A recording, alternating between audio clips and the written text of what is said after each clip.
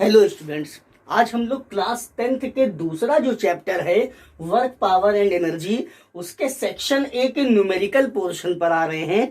और section A के numerical को करने के लिए यहाँ पर हमने ये 5 फॉर्मूले लिखे हुए हैं, जिसमें ये W is equal to F S यानी फोर्स इंटू डिस्प्लेसमेंट है पहला फॉर्मूला। दूसरा भी एफ एस यहाँ कॉस थीटा लिखा हुआ है यानी बॉडी इंक्लाइंड प्लेन पर मूव कर रही है। W is equal to M G H यानी बॉडी को किसी अर्थ सरफेस से अगर हाइट तक उठाया जाता है तब वर्क का फॉर्मूला ये वाला लगेगा। ये पावर का फॉर्मूला है P is equal to W upon T. और E is equal to W का मतलब ये है कि जो एनर्जी है स्टूडेंट्स वो वर्क के बराबर है। ठीक है, अब आते हैं अपने न्यूमेरिकल पर। तो स्टूडेंट्स इसमें पहले न्यूमेरिकल में ये कहा गया है a body when acted upon by a force of 10 kilogram force. तो देखिए यहां पर हमको फोर्स की वैल्यू दी हुई है 10 किलोग्राम फोर्स। तो स्टूडेंट ये बात आपको ध्यान रखना है कि जब भी किलोग्राम फोर्स आपको दिया जाएगा तो देखिए एफ हमको दिया है 10 किलोग्राम फोर्स यानी केजीएफ। इसका मतलब अगर बॉडी के मास की बात करें तो मास है 10 किलोग्राम और उस मास के ऊपर जो फोर्स लग रहा है वो है 10 किलोग्राम फोर्स।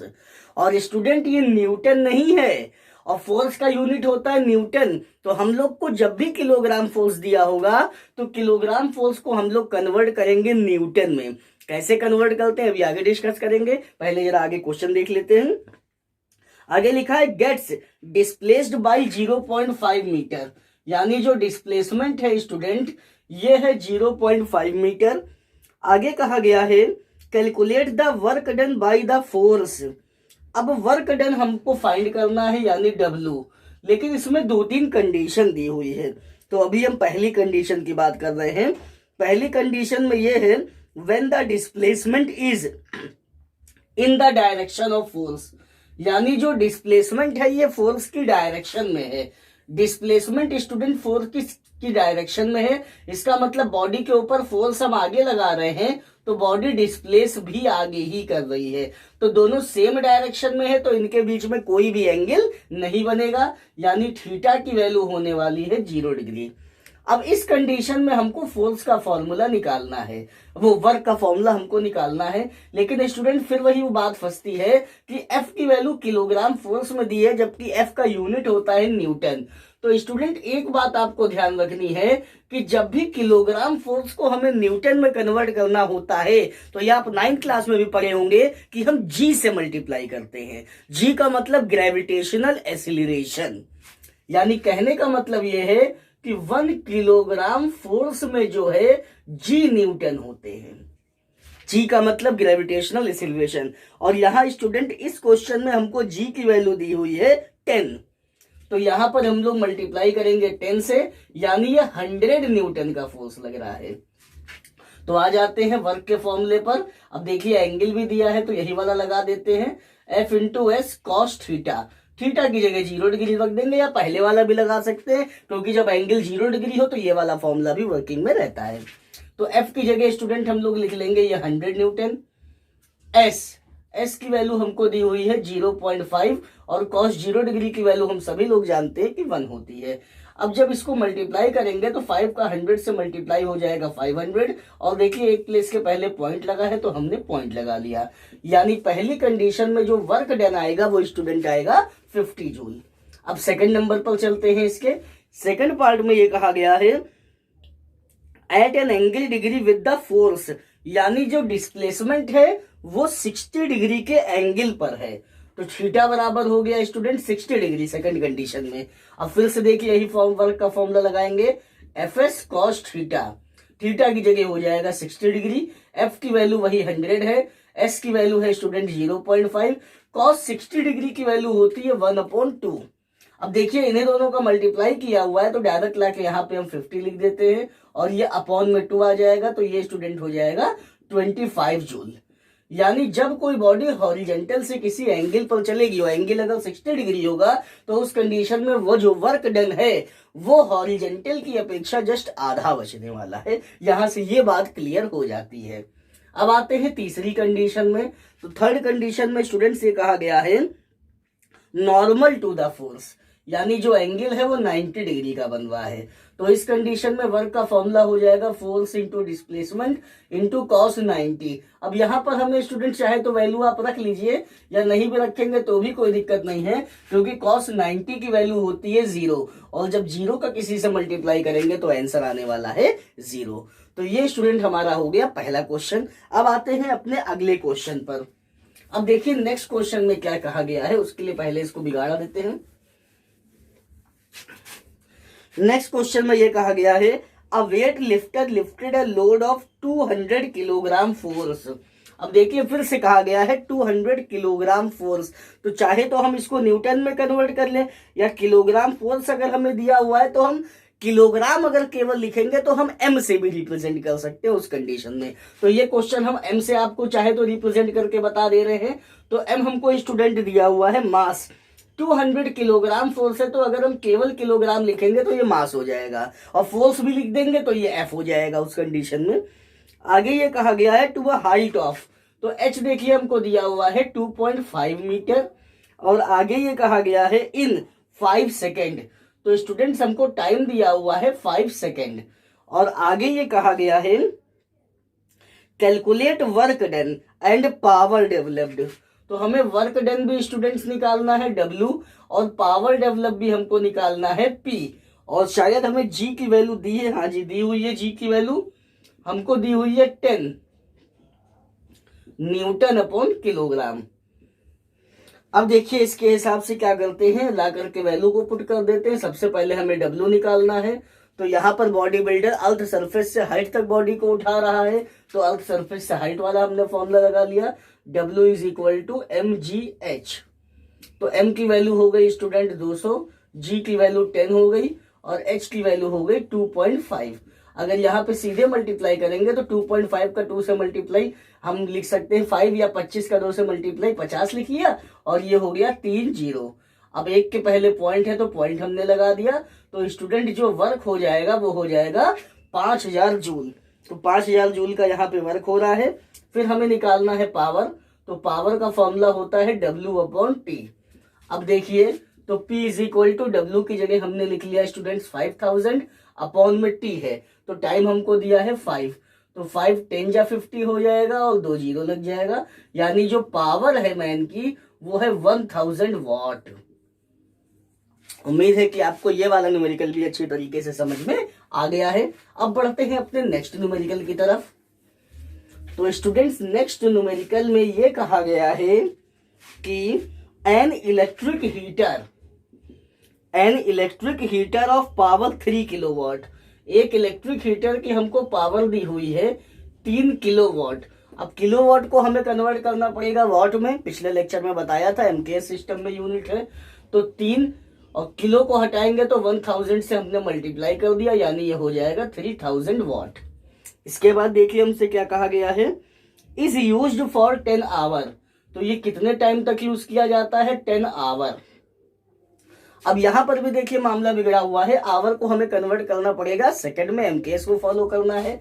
तो 1 आवर में 60 मिनट होते हैं और 1 मिनट में 60 सेकंड होते हैं, तो इस तरीके से हम इसको कन्वर्ट कर लेंगे। किसमें कन्वर्ट कर लेंगे स्टूडेंट, सेकंड में कन्वर्ट कर लेंगे। 6 6 जा 36 हो जाएगा और ये 3 जीरो यहाँ पर आके लग जाएंगे। ये हो गया हमारे पास। और फाइंड क्या करना है, how much energy does it consume, ये कितनी एनर्जी कंज्यूम करेगा। तो student the capacity of doing work is called energy, तो चाहे तो हम W बराबर क्वेश्चन मार्क लिख सकते हैं या हम लोग E बराबर भी क्वेश्चन मार्क लिख सकते हैं, ऐसा कोई प्रॉब्लम नहीं है। तो हमने चाहे तो यहाँ पर W बराबर क्वेश्चन मार्क लिख ले, कोई प्रॉब्लम नहीं है बेटा, क्योंकि जो वर्क है वही एनर्जी के बराबर होने वाला है।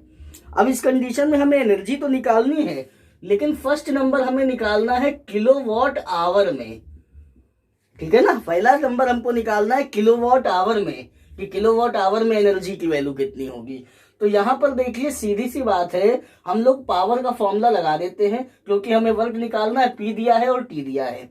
तो P is equal to W upon T तो हमने लगाया और W की वैल्यू P इंटू T। अब यहां पर समझेंगे स्टूडेंट, हमको किलोवाट आवर में निकालना है, तो हम पावर को वॉट में ना लिख के किलोवाट में लिख देते हैं।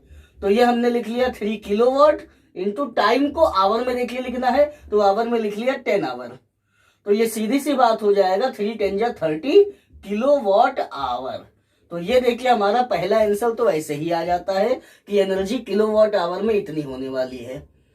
अब सेकंड नंबर देखिए, हमको स्टूडेंट निकालना है एनर्जी जूल में, ठीक है ना। हाँ, जूल में हमको एनर्जी निकालना, पहले किलोवाट आवर में निकालनी थी, हमें निकालना है जूल में। तो देखिए या तो आप डायरेक्ट लगा दीजिए कि 1 किलोवाट आवर में 3.6 × 10⁻6 जूल होते हैं, और या डायरेक्ट यहाँ पर भी देखिए वॉट और सेकंड में एमकेएस में लिखा हुआ है, चाहे तो आप ये वाली वैल्यू पुट कर दीजिए, बात वही होने वाली है। तो यहाँ पर हम यही वाली वैल्यू पुट कर देते हैं, फॉर्मूला यही हो जाएगा W = P × T। और देखिएगा ये 3000 है और ये है 3600 सेकेंड, ठीक है। अब इसको मल्टीप्लाई करेंगे, 6 8 जा वो 6 3 जा 18, 1 आ जाएगा, और 3 3 जा 9 1 10, 1 2 3 4 5, 1 2 3 4 5। अब अगर हम इसको ऑर्डर ऑफ मैग्नीट्यूड के टर्म में लिखेंगे तो 1 2 3 4 5 6, 1 2 3 4 5 6, और हो जाएगा कुछ मिस्टेक आई थिंक हो गई है, 1 2 3 4 5, 1 2 3 4 5, और 36 को हमने 3 से मल्टीप्लाई किया तो आ जाएगा 108, बिल्कुल सही है। तो अगर हम ऑर्डर ऑफ मैग्नीट्यूड के टर्म में इसको लिखें तो ये आ जाएगा स्टूडेंट, अच्छा यहाँ पे देखिए 3 जीरो है, हमने 2 ही लिखे हैं, 1 जीरो यहाँ पर लेसे, तो 1 2 3 4 5 6 7 8, ये आ जाएगा 1.08 × 10⁸ सेकेंड, 8 जूल्स। तो ये हमारा वर्क आ गया जूल में। स्टूडेंट ये उम्मीद है कि आपको ये वाला क्वेश्चन भी अच्छी तरीके से समझ में आ गया है कि जब हमको क्या करना था, जब हमको पावर को लिखना था, वो जो हमको वर्क निकालना था किलोवाट आवर में, तो हमने सीधे किलोवाट और आवर में वैल्यू ला के रख दी, और जब हमको निकालना था जूल में तो हमने कन्वर्ट करके ला करके लिख दिया है। अब आते हैं अपने अगले क्वेश्चन की तरफ।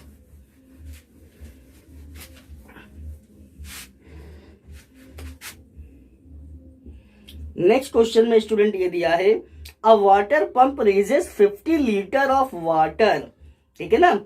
एक वाटर पंप जो है वो 50 लीटर पानी को चढ़ाता है through a height of 25 metre in 5 second.